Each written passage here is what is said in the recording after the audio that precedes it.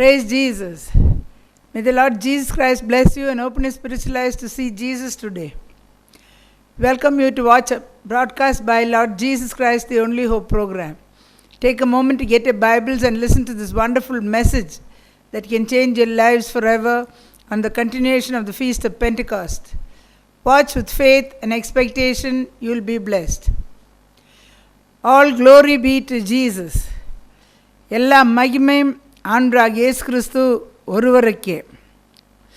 I praise God and thank Him for giving me this wonderful opportunity and great privilege to continue to speak about the great mysteries of the summer feast of the Lord. உஷ்ணகால பண்டிகையோட ஆரம்பத்தில் வர இந்த Pentecost பண்டிகையை பற்றி தொடர்ந்து பேசும்படிக்கு கிருபை செய்த தேவனுக்கு நான் நன்றியோடு அவரை துதிக்கிறேன். Greetings to all the faithful saints of God in the name of the Lord and Savior Jesus Christ. உண்மையுள்ள பரிசுத்தவான்கள் வாரந்தோறும் கேட்டுக்கொண்டிருக்கிற ஒருத்தரும் கூட ஆண்டவராகிய இயேசு கிறிஸ்துவின் மேலான நாமத்தில் உங்களுக்கு என்னுடைய வாழ்த்துக்களை தெரிவிக்கிறேன். The next 20 minutes, the power that is poured out on the day of Pentecost is going to come down on you. Hallelujah. அடுத்த 20 நிமிஷத்தில் பெண்டிகாஸ்ட் நாளில் ஊற்றப்பட்ட அபிஷேக வல்லமை உங்கள் மேலே கூட அது ஊற்றப்பட போகிறது. Hallelujah. If you are longing, praying, hungering and thirsting for hallelujah, for this power and the things of God.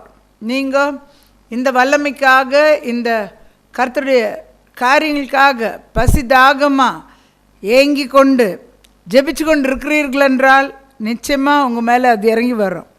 You better receive it immediately. Hallelujah. If you have not received this power, by waiting for it, as they did before the day of Pentecost came. இந்த வல்லமை நீங்கள் பெற்றுக்கொள்ளாது இருந்தால் நீங்கள் உடனே நீங்கள் என்ன செய்ய வேண்டும்? இந்த வல்லமை நீங்கள் பெண்டிகாஸ் பண்டிகைக்கு முன்னாடி எப்படி காத்திருந்தார்களோ அப்படியே காத்திருந்து நிச்சயமாக நீங்கள் இந்த வல்லமை பெற்றுக்கொள்ள வேண்டும். If your sins have been washed in the blood of the Lord Jesus Christ through immersion baptism, in the name of the Lord Jesus Christ, as in Acts 2:38, you qualify to receive the Holy Spirit. அப்போஸ்தலர் நடபடிகள் 2ஆம் அதிகாரம் 38ஆம் வசனத்தில் உங்கள் பாவங்கள் இயேசு கிறிஸ்து நாமத்தில் முழுக்க ஞானஸ்தானத்தினால கழுவப்பட்டிருந்தா நீங்கள் இந்த பரிசுத்த ஆவி பெற்றுக்கொள்கிறதுக்கு தகுதி பெற்றுக்கொள்ளுகிறீர்கள். If you are not empowered in these days, this day and age, other powers will overcome you. Hallelujah. And that can overcome today, it's rampant and it will take your life itself. Hallelujah. ஜெயிச்ச வல்லமை நீங்கள் பெற்றுக்கொள்ளாத இருந்தால் பொல்லாத ஆவிகள் மனுஷனை இன்னைக்கு மேற்கொள்ள எல்லா வழியிலையும் விடாமுயற்சியாக இருக்கிறத பார்க்குறோம். மனுஷனோட உயிரை கூட எடுத்துக்கொண்டு போகிறத பார்க்குறோம். If you need prayer, call that number on the screen. உங்களுக்கு ஜெபம் தேவைப்பட்டால் டெலிஃபோன் நம்பரை கூப்பிடுங்கள். Hallelujah. The very instant the Holy Spirit can come to your aid in whatever impossible situation you are in and deliver you. எப்பேற்பட்ட தகர்க்க முடியாத சூழ்நிலை நீங்கள் இருந்தால் கூட பரிசுத்த ஆவியானவர் அங்கே வந்து உங்களை விடுதலையாக்க வல்லவராக இருக்கிறார். Shall we constrain him to come? நாம் அவரை வருந்தி அழைப்போமா? மேலான வல்லமை, மேலான தரிசனம், மேலான வரங்களை தாருமே. மேலான வல்லமை, மேலான தரிசனம், மேலான வரங்களை தாருமே. என்னை நிரப்புமே, என்னை நிரப்புமே, என்னை நிரப்பியே அனுப்புமே. என் பாத்திரம் நிரம்பி வழிந்திட ஓ மாவியே ஊற்றுமே. Hallelujah. We are going to continue to see about the celebration of the Feast of Pentecost. தொடர்ந்து நாம் பெண்டிகாஸ்ட் பண்டிகை பற்றி எப்படி கொண்டாடினார்கள்னு பார்க்க போகிறோம். The fourth of the Lord's 7 feasts to be celebrated by His people in the beginning of summer. உஷ்ணகாலத்தின் ஆரம்பத்தில் இது 7 பண்டிகைகள் கர்த்தர் ஜனங்களுக்கு கொடுத்ததில் 4வது பண்டிகையாக இருக்கிறது. This was a harvest festival also. இது வந்து அர்ப்பன் பண்டிகையாக இருந்தது கூட. The book of Ruth was read as it is tied to grain harvest. Ruth உட சரித்திரம் அந்த நாட்களில் வாசிக்கப்படும். அது வந்து ஏனென்றால் அறுவடை பற்றி எழுதியுள்ளது. When the bread is offered in this feast, it is interesting to note that the bread had to be with leaven.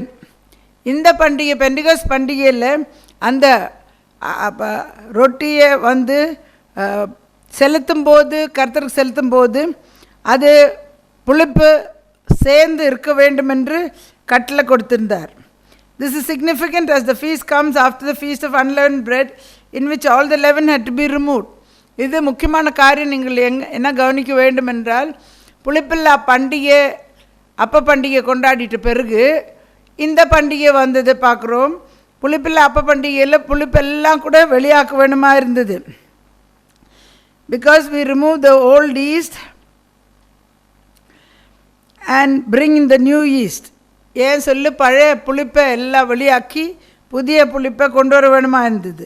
The Lord Jesus explained that the leaven represents teachings, hallelujah, and he warned against the leaven of the Pharisees. அப்பொழுது கர்த்தராகிய இயேசு கிறிஸ்து வந்து புளிப்பை பற்றி சொல்லுது என்னவென்றால், அது நீங்கள் பரிசேயர்களோட உபதேசத்தை பற்றி எச்சரிக்கையாக இருக்க வேண்டும் என்று, போதனைகளை பற்றி புளிப்பை குறித்து இயேசு கிறிஸ்து சொன்னதை வாசிக்கிறோம். which is the doctrines and traditions of men. இது வந்து மனுஷனோட பாரம்பரிய உபதேசங்கள் பற்றி இயேசு கிறிஸ்து குறித்து பேசிக்கொண்டார். At Passover they had to remove old leaven. In Pentecost we are given new leaven, new teaching to apply. பஸ்கா பண்டிகை நாட்களில் பழைய புளிப்பெல்லாம் வெளியாக்க வேணுமா இருந்தது. பெண்டிகாஸ் பண்டிகை வந்தபோது புதிய புளிப்பை புதிய உபதேசங்களை சேர்க்க வேணுமா இருந்தது. What is the new eleven that is given? அந்த புதிய புளிப்பு என்னவாக இருந்தது? Pentecost commemorates the giving of the Torah on Mount Sinai and the giving of the Holy Spirit in the book of Acts. Pentecost பண்டிகை வந்து சீனாய் மலையில் தேவன் வந்து அவருடைய ஜனங்களுக்கு தோரா பிரமாணத்தை கொடுத்ததை பற்றி ஆயிருந்தது. புதிய ஏற்பாட்டில் அப்போஸ்தலர் நடவடிக்கையில் பரிசுத்த ஆவியை ஓட்டினதாக இருக்கிறது. On Passover the children of Israel were free from bondage. On Pentecost they were given instructions of how they had to live their lives as people of God. பஸ்கா பண்டிகை நாட்களில் இஸ்ரேல் ஜனங்க அடிமை தினத்திலேருந்து விடுதலை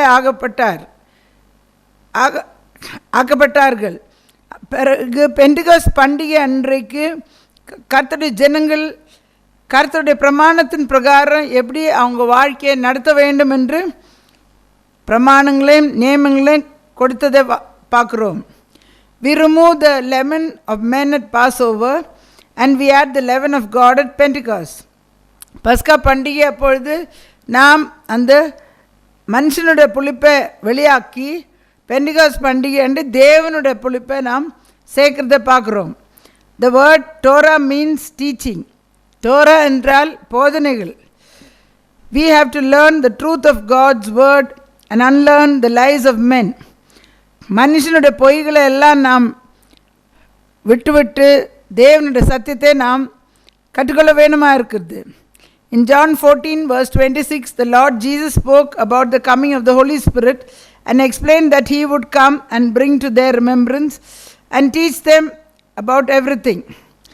யோவான் சுவிசேஷம் 14ஆம் அதிகாரம் 26ஆம் வசனத்தில் கர்த்தராகிய இயேசு கிறிஸ்து வந்து வரப்போகிற பரிசுத்த ஆவி தேற்றவாளனை பற்றி இங்கே எழுதியிருக்கிறார், பேசியிருக்கிறார்.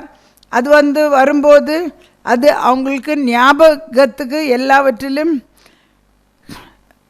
கொண்டு வரும், பிறகு எல்லாவற்றிலை பற்றி அவங்களுக்கு கற்றுக் கொடுக்கும் என்று இயேசு கிறிஸ்து சொல்லியிருக்கிறார். The helper, the Holy Spirit, the Father will send in my name. தேற்றவாளன் இந்த பரிசுத்த ஆவி வந்து பிதாவானவர் என்னுடைய நாமத்தில் அனுப்புகிற தேற்றவாளன். We see that the fulfillment of this at Pentecost பண்டிகை அன்றைக்கு இது நிறைவேறினதை நம்ம பார்க்குறோம். In Acts 2, when the Holy Spirit was given, we read in verses 1 to 4. அப்போஸ்தலர் நடபடிகள் 2ஆம் அதிகாரத்தில் பரிசுத்தாவி ஊற்றப்பட்ட போது அது என்ன நடந்ததுன்னு 1லேருந்து 4ஆம் வசனம் வரைக்கும் நாம் வாசிக்கிறோம். At Sinai, Yahweh gave the law written on stone tablets. Sinai மலையில் கற்பலைகளை வந்து அந்த நியாயப்பிரமாணத்தை யாவே எழுதி கொடுத்ததை பார்க்குறோம். At Pentecost, the Lord gave the law written on the hearts of the people through the Holy Spirit. Pentecost பண்டிகை அன்னைக்கு கர்த்தர் வந்து என்ன பண்ணார்கள், அவருடைய பிரமாணத்தை ஜனங்களுடைய இருதயத்தில் எழுதி பரிசுத்தாவினால் எழுதி கொடுத்தார்கள்.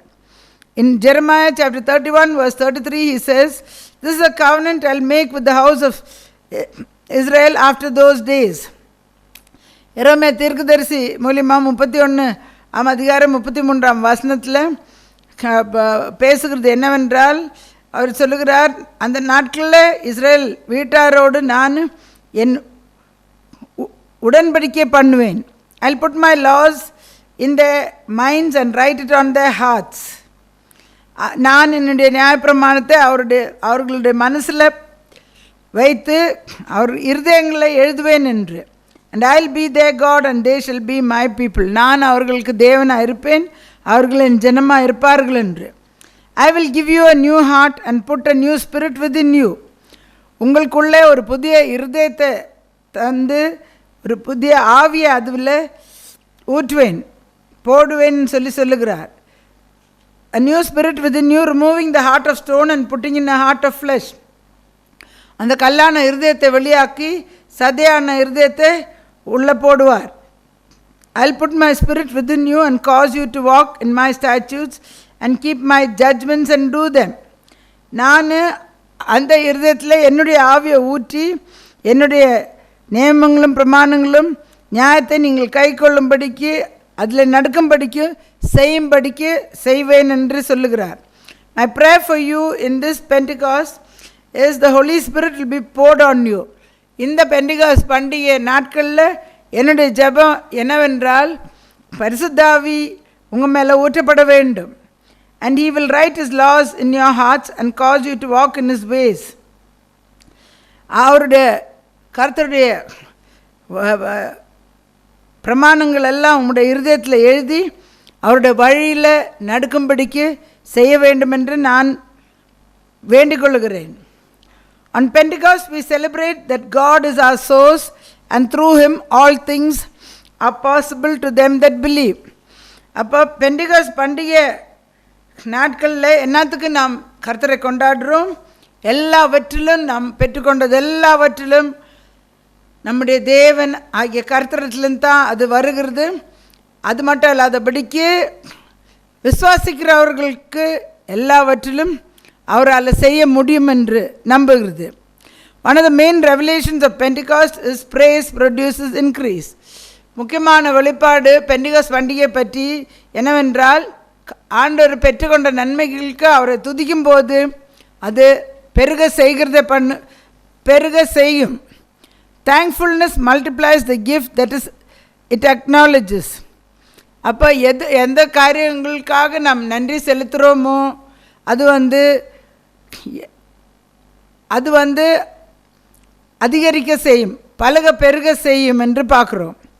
If you will praise the Lord, he will increase what you are praising him for. எதுக்காக கர்த்தருக்கு நீங்கள் நன்றி செலுத்துகிறீர்களோ அது தேவன் பெருக செய்கிறார்.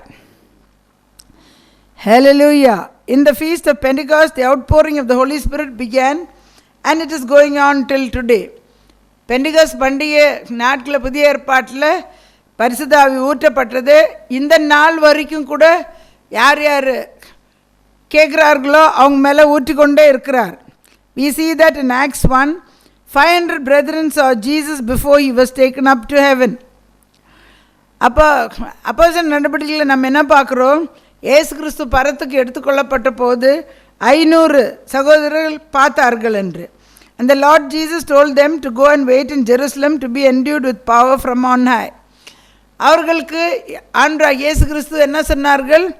நீங்கள் போய் எருசலேமில் காத்திரு என்று, உன்னதத்திலேருந்து நீங்கள் பலன் அடையும் வரைக்கும் நீங்கள் எருசலேமில் போய் காத்திருன்னு அந்த 500 பேர்கள் சொல்லிட்டு போனார்கள். But we see that in the upper room in Acts 2 there were only 120 people. ஆனாலும் அந்த மேல் அறையில் அப்போஸ்தலர் நடவடிக்கை 2ஆம் அதிகாரத்தில் நாம் பார்க்குறோம் 120 பேர் மட்டும் தான் அங்கே வந்திருந்தார்கள் என்று. This shows that only 1/4 of 500 were the ones that fell on good ground, responding to the Holy Spirit and receiving the message. இப்போ இது நம்மளுக்கு என்ன தெரிவிக்கிறது என்றால், கால்பாகம்தான் ஜனங்க வந்து நல்ல நிலத்தில் விழுந்த விதையாக இருந்தது. அந்த செய்தி கூட பரிசுத்தாவி அவங்க மேலே ஊற்றப்பட்டதும் அந்த செய்தி பெற்றுக்கொண்டார்கள் என்று. It this fulfilled the prophecy Jesus spoke in Mark 4 of the 4 different types of ground.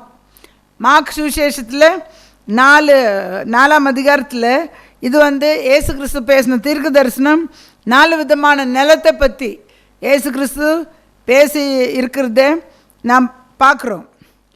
I want to be the good ground for the Holy Spirit of Pentecost to be poured into.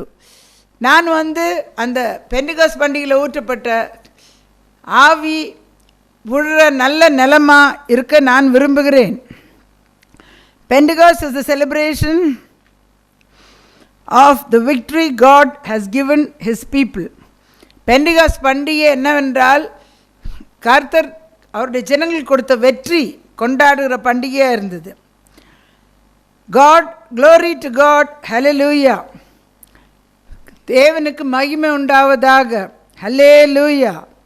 They sang songs of praises to this effect and celebrated their God.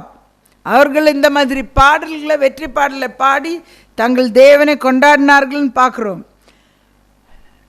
என்ன மாதிரி பாட்டை பாடினார்கள்? What sort of songs did they sing? They tried to kill us, we won, let us eat. அவர்கள் நம்மளை சாகடிக்க பார்த்தார்கள், ஆனாலும் அவர்கள் செய்யவில்லை. நமக்கு வெற்றி, நாம் வெற்றி பெற்றுக்கொண்டோம், வாருங்கள் புசிக்கலாம். Throughout the centuries he did it and is no respecter of persons. நூற்றாண்டுகளாக ஆண்டவராகிய இயேசு கிறிஸ்து அப்படியே செய்திருக்கிறார். அவர் பட்சபாதம் உள்ளவர் அல்ல. If he did it for one, he will do it for you. ஒருவருக்கு அது செய்தால் நமக்கும் கூட அதே செய்வார். But you won because you are still here. Let's eat and celebrate the goodness of God. இப்போ நாம் உயிரோடு இன்றைக்கு இருக்கிறோம். ஹல்லேலூயா. நாம் வெற்றி பெற்றுக்கொண்டோம். நாம் வந்து கர்த்தருடைய வெற்றியை, நன்மைகளை கொண்டாடுவோமா? நாம் புசித்து கொண்டாடுவோமா? அந்த blessings of God on our lives, நம்முடைய வாழ்க்கையில் தேவன் செய்த அற்புதங்களும் ஆசீர்வாதங்களும் அதிசயங்களும் கூட நினச்சி நன்றி செலுத்தி அந்த வெற்றியை நாம் அவரை பாடி கொண்டாடுவோமா? Why did the Lord Jesus Christ, who is God manifest in the flesh, die on the cross? Why was he buried and why did he rise again from the dead the third day? ஆண்டவராகிய இயேசு கிறிஸ்து சிலுவையில் ஏன் மரித்தார்? ஹல்லேலூயா. அவர் ஆவியில் வெளிப்பட்ட, மாம்சத்தில் வெளிப்பட்ட தேவனாக இருக்கிறார். அவர் ஏன் மரித்தார்? ஏன் அடக்கம் பண்ணப்பட்டார்? 3ஆவது நாள் ஏன் அவர் உயிரோடு எழுந்தார்? It is all for a reason and purpose. இது எல்லாவற்றிலும் ஒரு நோக்கத்தோடு இருந்தது, ஒரு காரணத்தோடு தான் ஆண்டவராகிய இயேசு கிறிஸ்து அதை செய்தார். Many people celebrate this feast of Passover up to Resurrection Sunday, but leave out the feast of Pentecost, which was the main reason for it all. அநேக ஜனங்கள் வந்து பஸ்கா பண்டிகை உயிர்த்தெழுதல் வரைக்கும் கொண்டாடுறார்கள். ஆனால் பெண்டிகாஸ்ட் பண்டிகை வர்றதுக்குள்ளே விட்டுடுவார்கள், அது வந்து கொண்டாடாத விட்டுடுவார்கள். ஆனால் பெண்டிகாஸ்ட் பண்டிகை தான் முழு நோக்கமே பஸ்கா பண்டிகைக்கு இருந்தது. காரணமே பெண்டிகாஸ்ட் பண்டிகையில் நடந்த சம்பவமாக இருந்தது. Pentecost is not the follow-up of Passover, but the main reason for it all. தொடர்ந்து நடக்கிற பஸ்கா பண்டிகை தொடர்ந்து அடுத்த கட்டத்துக்கு வர காரியம் கிடையாது. பெண்டிகாஸ் பண்டிகை வந்து முழுக்க பஸ்கா பண்டிகை தான் நடந்தது தான் காரணமாக இருந்தது. The book of Ruth is read each time at Pentecost. Ruth சரித்திரம் பெண்டிகாஸ் பண்டிகை நாட்களில் வாசிப்பார்கள். It is about harvest and there are a lot of parallels about the harvest and the outpouring of the Holy Spirit. இது வந்து அறுவடை பற்றி உண்டு. அப்புறம் பரிசுத்த ஆவி ஊற்றப்படுற அந்த நாளை பற்றி கூட அநேக காரியங்கள் அதில் அந்த புத்தகத்தில் எழுதப்பட்டுள்ளது. Before the feast of Pentecost was the first feast of first fruits, which was also a harvest. Pentecost பண்டிகைக்கு முன்பாக முதல் பலன் பண்டிகையை கொண்டாடினார்கள். அது ஒரு அறுவடையாக இருந்தது. There were two harvests. One was the harvest of barley and the other was the harvest of wheat. ஒன்று வார்கோதுமையின் அறுவடை இருந்தது, பிறகு வந்து கோதுமையோட அறுவடை இருந்தது. It was brought on the day after the Sabbath of Passover, that was Sunday. They offered the wave offering of first fruits. கர்த்தர் ஜனங்கள் என்ன செய்தார்கள், பஸ்கா பண்டிகை கொண்டாடிட்டு ஓய்வு நாளுக்கு அடுத்த நாள், அது வந்து ஞாயிற்றுக்கிழமையாக இருந்தது. அந்த நாளில் முதல் பலன் காணிக்கைகளை அசைவாட்டினார்கள். The sheaf of the first fruits of your harvest, உங்களுடைய அறுவடையோட முதல் அறுக்கட்டை வந்து அசைவாட்டினார்கள். It was the day the Lord Jesus Christ rose from the dead. முதல் பலன் பண்டிகை வந்து ஆண்டவராகிய இயேசு கிறிஸ்து உயிரோடு எழுந்த நாளாக இருந்தது. In 1 Corinthians 15:20, Christ has risen from the dead as the first fruits. அப்போ 1 கொரிந்தியர் 15:20 இயேசு கிறிஸ்து வந்து மரித்தோரிலிருந்து எழுந்த முதல் பலனாக இருக்கிறது என்று வாசிக்கிறோம். The first fruit is way before God, so all the rest is cleansed. அப்போ முதல் பலன் கர்த்தருக்கு முன்பாக அசைவாட்டும் போது பாக்கி எல்லாம் கூட அறுவடை பரிசுத்தமாகும் என்று பார்க்குறோம். It becomes acceptable to God. அது கர்த்தரால் அங்கீகரிக்கப்படும். The sample offering will sanctify the rest. இந்த முதல் அறுக்கட்டு வந்து கர்த்தருக்கு முன்பாக வரும்போது பாக்கி எல்லாம் கூட பரிசுத்தப்படுத்துறதை பார்க்குறோம். Romans 11:16 says, if the dough offered as first fruits is holy, so is the lump. ரோமர் நிருபம் 11:16 என்ன வாசிக்கிறோம், இங்கே முதல் பலன் நாம் பரிசுத்தப்படுத்தும் போது அப்போ அந்த பெசந்த மாவு முழுவதும் பரிசுத்தமாகும். If the root is holy, so is the branches. வேறானது பரிசுத்தமானால் அப்போ கிளைகள் கூட பரிசுத்தமாகும். If the Lord Jesus is holy, so are they associating with him. ஆண்டவராகிய இயேசு கிறிஸ்து ஹல்லேலூயா முதல் பலனா பரிசுத்தமாக இருந்தால் அவரோடு கூட இருக்கிறவர்கள் எல்லாம் கூட பரிசுத்தமாக்கப்படும் என்று பார்க்குறோம்.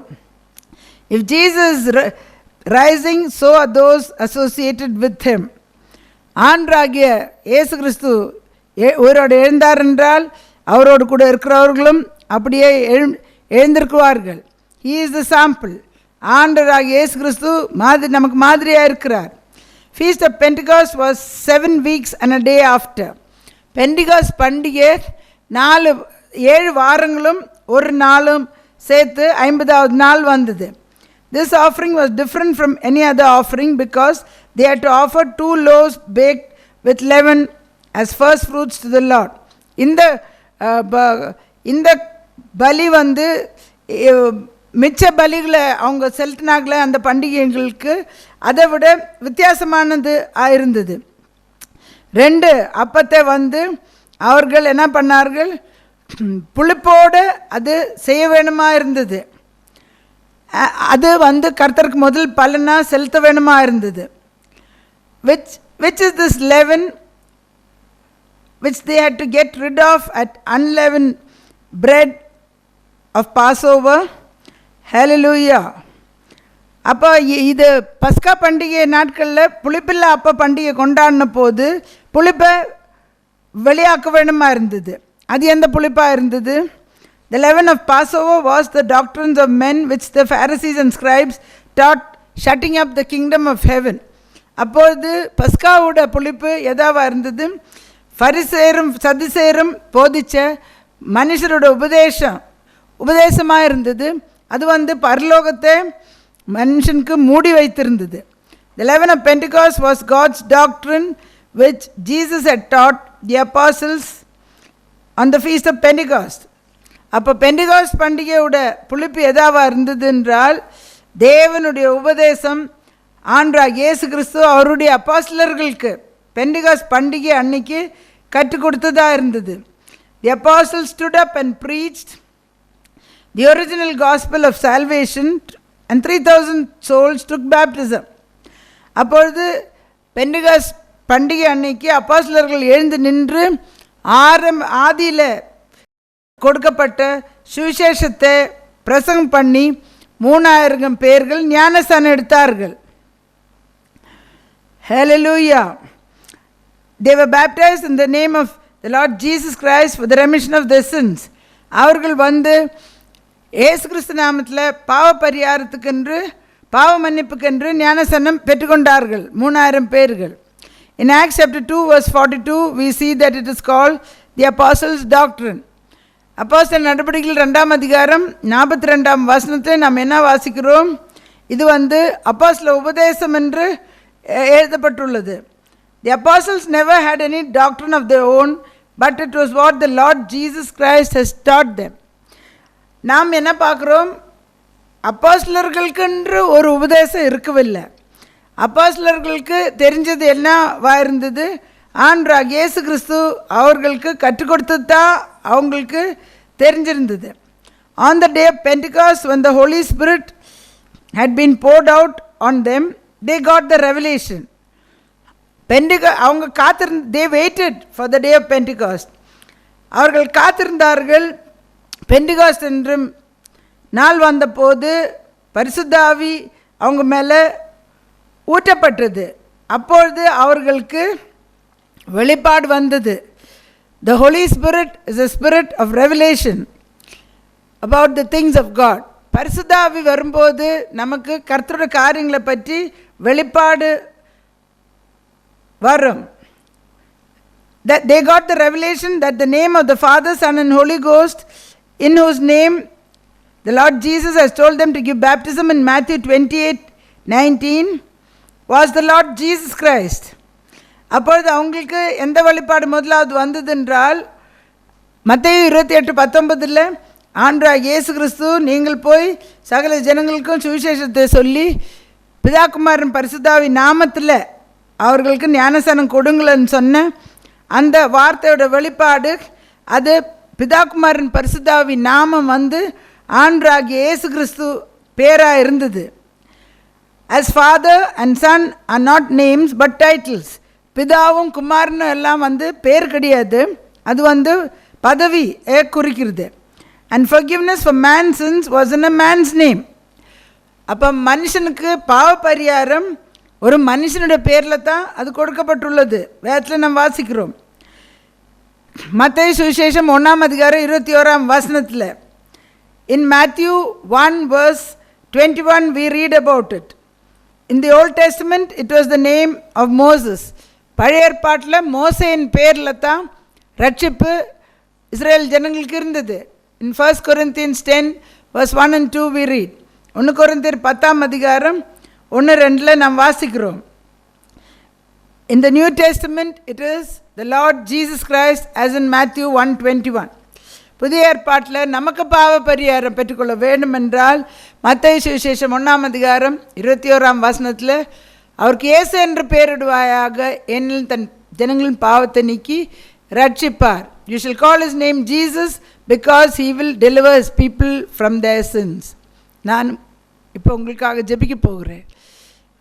ஆண்டவராகிய இயேசு கிறிஸ்து அவருடைய ஆவி எல்லார் மேலேயும் கடைசி நாட்களில் ஊற்றுவேன்னு வாக்குத்தத்தம் செய்து வாக்கு மாறாத தேவன் இப்பொழுது உங்கள் மேலே ஊற்றி உங்களுக்கும் வெளிப்பாடுகளை தரப்போகிறார். I'm going to pray for you now. The Lord Jesus Christ has promised, in the last days I'll pour out my spirit upon all flesh. Hallelujah. And you will receive revelations. Right now, He will pour out His Spirit upon you and you will receive revelations from Him.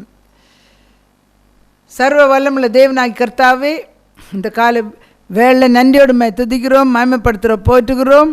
கர்த்தாவே, இந்த பண்டிகை நாட்களில் பெற்ற கர்த்தாவே வல்லமை அபிஷேகம் கர்த்தாவே எல்லாரும் கேட்குற எல்லார் மேலே ஊற்றுவன்மாவை ஜெபிக்கிறேன், எல்லார் மேலே ஊற்றுவன்மாவை ஜெபிக்கிறேன். நம்முடைய ஆவி எங்கே உண்டோ அங்கே விடுதலை உண்டு, அற்புதங்களும் அடையாளங்களும் வெளிப்பாடுகளும் எல்லா கர்த்தாவே நம்முடைய ஆவியில் உண்டு. வாஞ்சியாக கேட்டுக்கொண்டிருக்கிற எல்லார் மேலேயும் அவங்க குடும்பத்தின் மேலேயும் நம்முடைய அபிஷேக வல்லமை ஊற்றுவன்மாவை ஜெபிக்கிறேன். சுகத்துக்கும் விடுதலைக்கும் காத்து கொண்டிருக்கிறவர்கள் கர்த்தாவே, இன்னும் கர்த்தாவே உம்முடைய வல்லமை பெற்றுக்கொண்டு உமக்கு சாட்சியை வாழணும்னு எதிர்பார்க்குறவங்க மேலே கர்த்தாவே அந்த அபிஷேக ஊற்றவன்மாவை ஜெபிக்கிறேன். இப்பொழுதே விடுதலை, இப்பொழுதே சுகம், இப்பொழுதே வல்லமை ஊற்றவன்மாவை ஜெபிக்கிறேன். எல்லோரும் கர்த்தாவே வெளிப்பாடு பெற்று நாமத்துக்கு சாட்சியாக அந்த கடைசி நாட்களில் வாழும்படிக்கு கிருபை செய்யும். இயேசு கிறிஸ்துவின் விலையேற பெற்ற நாமத்தில் ஜெபிக்கிறேன் நல்ல பிதாவே. Dear Lord Jesus, I pray for each and everyone listening to this message, Father. Pour out your Holy Spirit which it poured in the day of Pentecost. Lord, they received deliverances and revelations, Lord, and the fire came down on all of them, Father, and Lord, you used them powerfully till today. That fire is, you're pouring out on all your people, Father.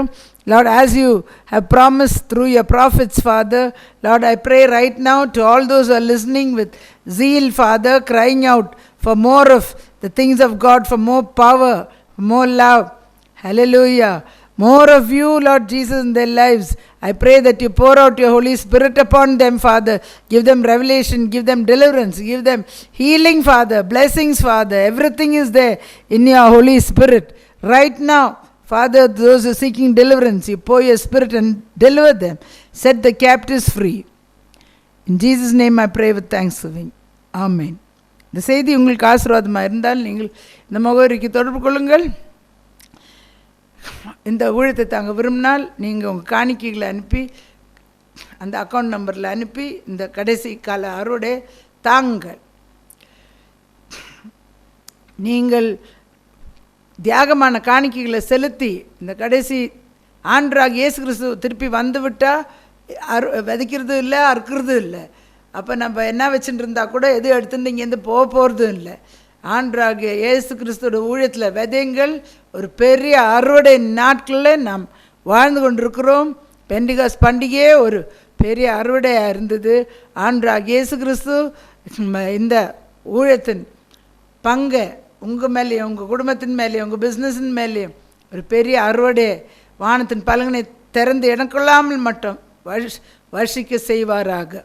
If this message is a blessing to you, contact us by phone. If you want to uphold this ministry, send your offerings to the account number on the screen. These are days of great harvest. Hallelujah.